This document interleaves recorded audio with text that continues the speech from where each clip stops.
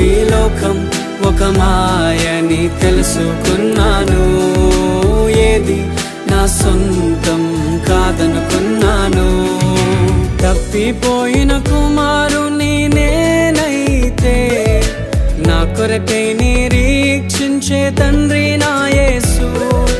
తప్పిపోయిన కుమారుని నేనైతే నా కొరకై నిరీక్షించే తండ్రి నా యేసు.